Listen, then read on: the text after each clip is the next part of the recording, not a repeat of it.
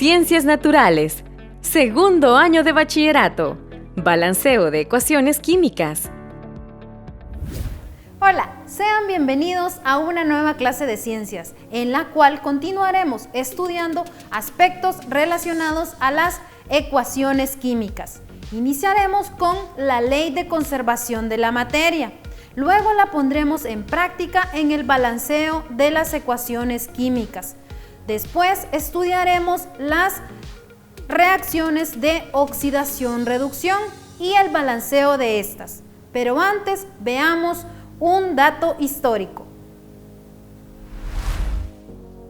En el siglo XVIII, Robert Boyle experimentaba con metales e identificó un aumento de masa al dejar oxidar los metales. Este cambio de masa lo atribuía a la ganancia de materia, sin tomar en cuenta la formación del óxido metálico a partir de la reacción del metal con el oxígeno. Estos experimentos los realizó en recipientes abiertos. Por otro lado, Lavoisier trabajó con el calentamiento de metales como el estaño y el plomo en recipientes cerrados con una cantidad limitada de aire. Estos se recubrían con una capa de calcinado hasta un momento determinado del calentamiento. La masa de los materiales resultantes era la misma que al inicio. Si el metal había ganado masa al calcinarse, era aparente que algo del recipiente había perdido la misma cantidad de masa. Este era el aire dentro del recipiente. Con esto, Lavoisier demostró que la calcinación de un metal era el resultado de la disminución de gases en el recipiente. Las experiencias de Lavoisier pusieron de manifiesto que, si se tiene en cuenta todas las sustancias que forman parte de una reacción química y todos los productos formados, la masa nunca varía. Esta es la ley de la conservación de la masa, que se enuncia de la siguiente manera. En toda reacción química, la masa se conserva, es decir, la masa total de los reactivos es igual a la masa total de los productos. Hemos visto cómo se llegó a establecer la ley de conservación de la masa, que nos dice que la misma masa que se consume de reactivos es la que se debe formar de productos. Esto lo ponemos en práctica cuando balanceamos las ecuaciones químicas. Entonces, realicemos unos ejercicios. Antes de pasar a resolver los ejercicios de balanceo, recordemos algunos aspectos importantes acerca de las ecuaciones químicas y que nos servirán para realizar el balanceo de estas. Consideremos a la reacción entre el cobre y el nitrato de plata. A simple vista podemos ver que es una reacción de desplazamiento simple, pues el cobre ha desplazado a la plata para formar nitrato de cobre más plata sólido. Pero no sabemos qué cantidad ha reaccionado de cada una de las sustancias. Para saber esto debemos balancear la ecuación y aplicar la ley de conservación de la masa, que nos dice que la cantidad en moles de reactivos debe ser igual a la cantidad que se produce de los productos. Es decir, la misma cantidad en moles de cobre, plata, nitrógeno y oxígeno es la que debo obtener en los productos. Lo veremos cuando realicemos un ejercicio. Pero, por ejemplo, si ahora coloco un 2 acá y un 2 acá, la ecuación está balanceada. Y estos los conocemos como coeficientes. Estos son los que podemos modificar para balancear la ecuación. También recordemos a los subíndices. Estos no los podemos modificar, pues, por ejemplo, si cambiamos este 3, esta sustancia ya no será nitrato de plata. Entonces, para balancear podemos modificar coeficientes, pero no subíndices. Ahora sí, Realicemos un ejercicio. El método de balanceo por tanteo es de prueba y error. Consiste en ir probando coeficientes que acompañan a las sustancias hasta que balanceamos la ecuación. Entonces, consideremos en este caso la reacción que se da entre el nitrógeno y el oxígeno. Para esto, lo primero que debemos hacer es comprobar que la ecuación no está balanceada. Y esto lo podemos hacer contando los moles de átomos que hay de cada elemento. En los reactivos tenemos 2 moles de nitrógeno y tenemos 2 moles de oxígeno. En los productos tenemos 1 mol de nitrógeno y 2 moles de oxígeno. Al ver que el nitrógeno no posee la misma cantidad en moles, sabemos que la ecuación no está balanceada. Algo que es importante considerar en el balanceo es que iniciemos con las sustancias que poseen metales. Luego balanceamos las sustancias que poseen no metales, pero al final dejamos al hidrógeno y al oxígeno. Entonces iniciemos con nitrógeno, que es el que está desbalanceado. Tenemos acá 2 moles y un coeficiente de 1, aunque no esté escrito. Acá tenemos 1 mol, entonces lo mejor es que modifiquemos este coeficiente. Si colocamos ahora un 2, tenemos 2 por 1, 2 moles de nitrógeno y ahora ya está balanceado. Pero ¿qué ha pasado con el oxígeno? Tenemos 2 moles con un coeficiente de 1 en los reactivos y 2 por 2, 4 moles. Entonces debemos balancearlo. Lo mejor es que modifiquemos el coeficiente del oxígeno que está solo para no afectar al nitrógeno. Si colocamos ahora un 2 acá, tenemos 2 por 2 es 4, igual que los 4 moles que tenemos en los productos. Comprobemos. Tenemos 2 nitrógenos y 2 por 2, 4 oxígenos. 2 por 1, 2 nitrógenos y 2 por 2, 4 oxígenos. Con esto comprobamos que la ecuación está balanceada. El método de tanteo se va a manejar mejor con la práctica, pero es importante considerar algunos aspectos como que debemos iniciar balanceando los metales, después los no metales y al final dejar al oxígeno y al hidrógeno. También es importante recordar que hay moléculas que en la naturaleza se encuentran en forma diatómica, como el flúor, cloro, bromo, yodo, nitrógeno, oxígeno e hidrógeno. Y bueno, al final, si obtenemos un coeficiente que es un número fraccionario, debemos buscar la manera de dejar un número entero positivo de menor valor.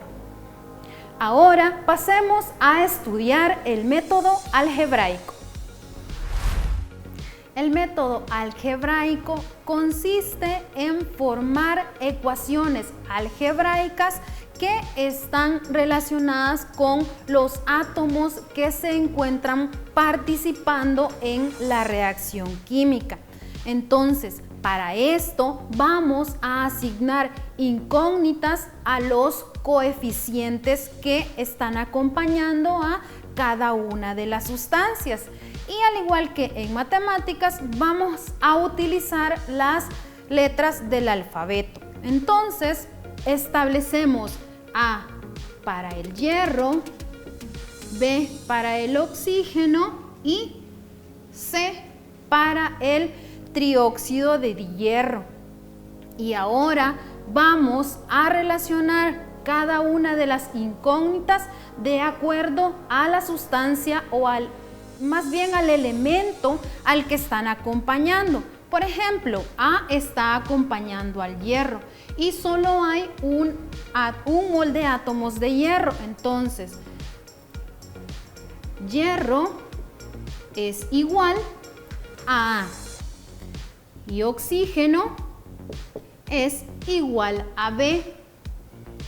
El trióxido de hierro es igual a C. Y ahora podemos escribir las ecuaciones igualando lo que tenemos en los reactivos con lo que hay en los productos. Veamos, tenemos 1 por A es A igual, en lugar de la flecha escribimos un igual a hierro, hay 2 hierros y lo multiplicamos por C. Entonces, 2C. Y hemos escrito la primera ecuación.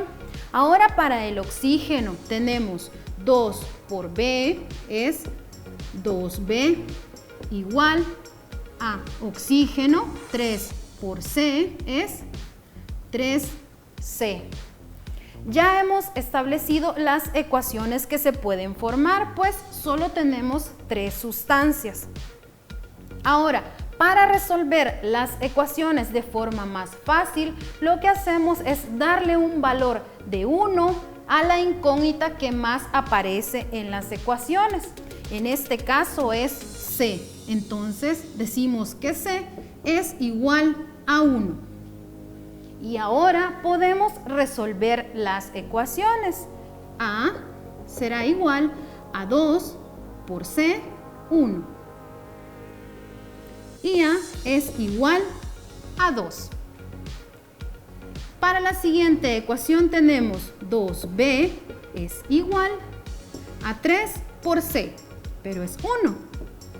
Entonces, B es igual a 3 por 1, 3 medios. Ya hemos encontrado los valores de las 3 incógnitas. C es igual a 1, B es igual a 3 medios y A es igual a 2. Entonces los escribimos en la ecuación. Para hierro es A y es 2. Para oxígeno es B y es 3 medios. Para el trióxido de hierro es C, que es 1. Entonces no lo escribimos. Pero es importante que no dejemos la ecuación balanceada con un número fraccionario. Debemos eliminarlo y dejar un entero. Para esto, en esta ocasión, vamos a multiplicar cada uno de los coeficientes por 2 para poder así eliminar este número fraccionario. Fíjense que lo multiplicamos por el denominador. Y entonces 2 por 2 es 4. 2 por 3 es 6, entre 2 a 3. Y 2 por 1 es 2. Y ahora sí, la ecuación está balanceada con enteros positivos del menor valor posible. Ahora estudiemos las reacciones de oxidación y reducción. Las reacciones de oxidación-reducción tienen una gran cantidad de aplicaciones tanto en la industria como en la vida cotidiana. Y tenemos un ejemplo muy fácil como la producción de un blanqueador en la industria y que luego es utilizado para eliminar una mancha. Todos estos procesos involucran reacciones de oxidación-reducción. También podemos mencionar la obtención de los metales a partir de los minerales que encontramos en la naturaleza. Los procesos de oxidación-reducción consisten en ganancia y pérdida de electrones. Veamos el ejemplo de la formación del óxido de magnesio, donde tenemos magnesio metálico más oxígeno para pasar a formar el compuesto.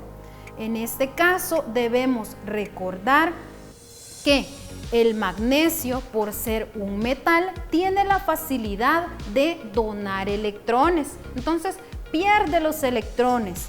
Por estar en el grupo 2, puede donar un par de electrones. Entonces, cada átomo de magnesio está donando un par de electrones y pasa a formar un ion magnesio más 2, más 4 electrones que libera. A este proceso de pérdida de electrones se le conoce como oxidación. Por su parte, el oxígeno, por ser un no metal muy electronegativo, es capaz de aceptar esos electrones.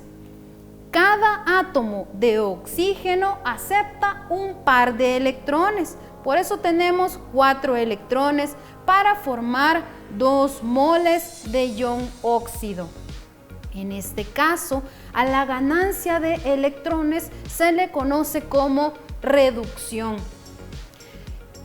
Para obtener la ecuación total, hemos formado las semirreacciones.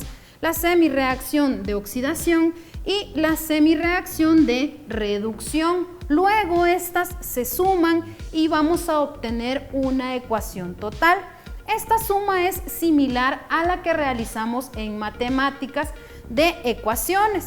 Entonces podemos eliminar elementos que se encuentran en lados opuestos de las reacciones y que sean iguales.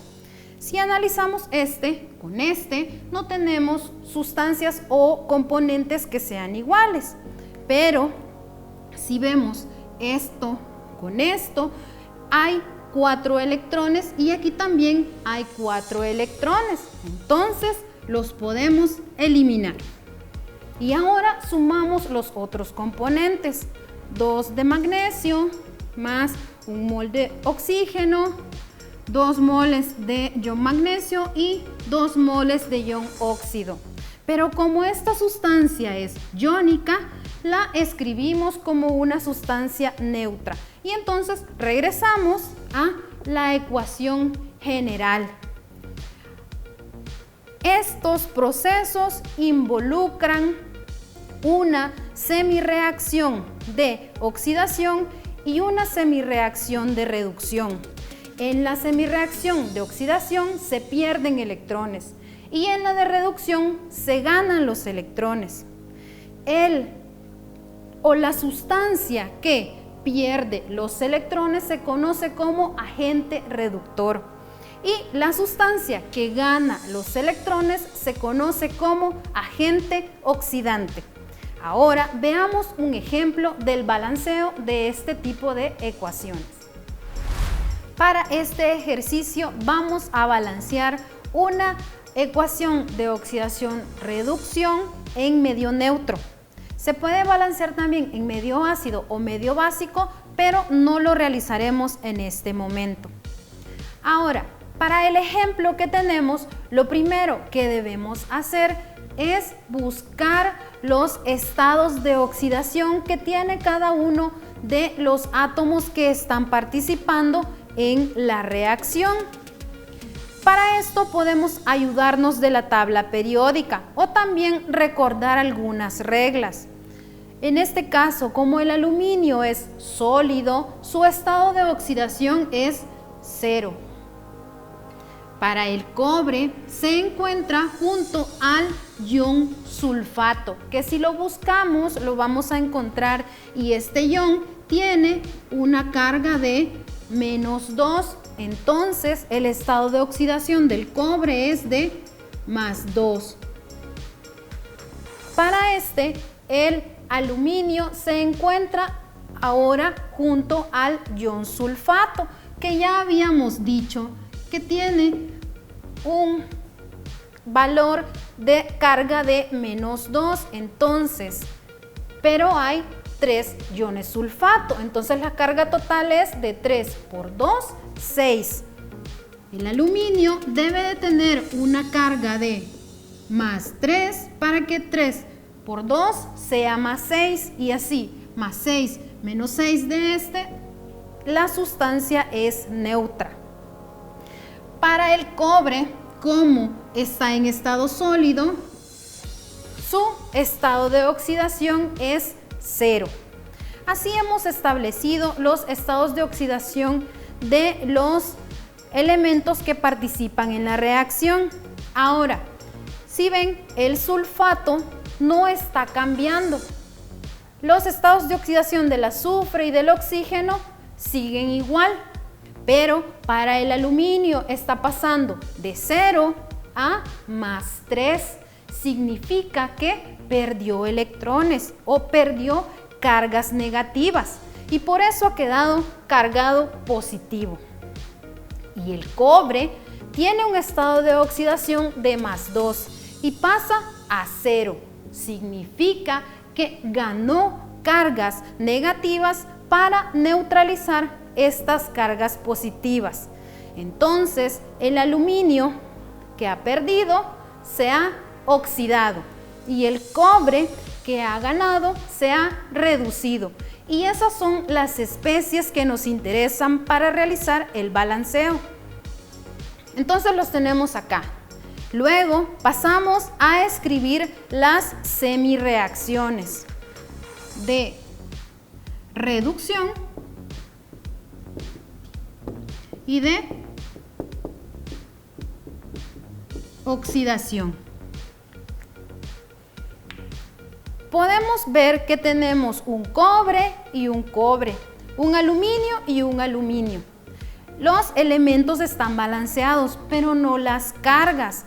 Pues acá tenemos 2 cargas positivas y aquí tenemos 3 cargas positivas.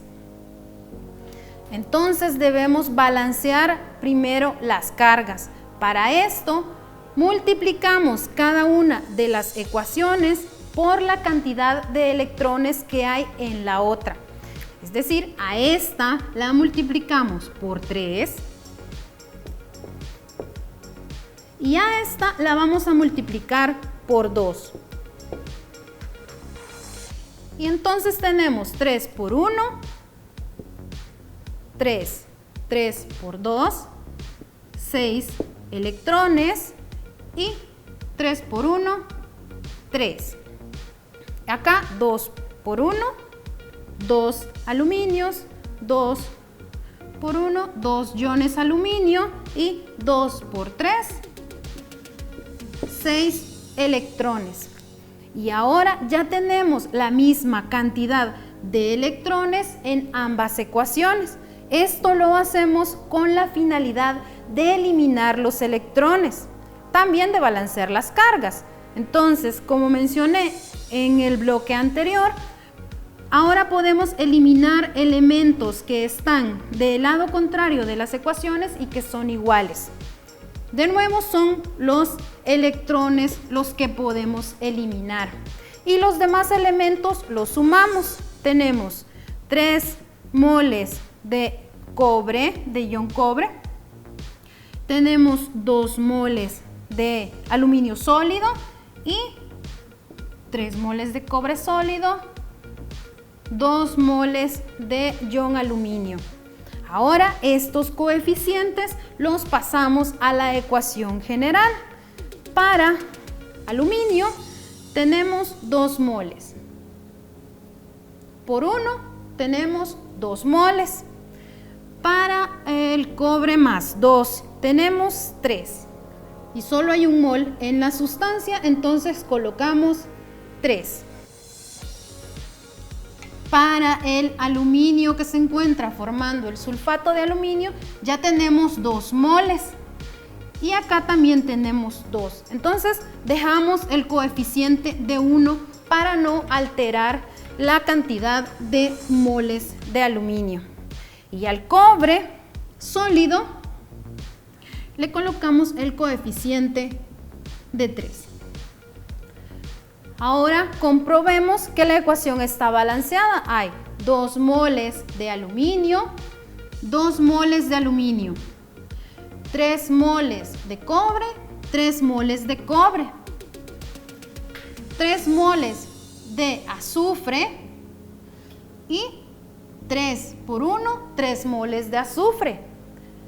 4 por 3, 12 moles de oxígeno y 3 por 4, 12 moles de oxígeno. Y así comprobamos que la ecuación está balanceada. Hemos llegado al final de esta clase. Espero que hayan aprendido mucho y si quieren saber más, pueden visitar el portal de Continuidad Educativa. Nos vemos la próxima semana.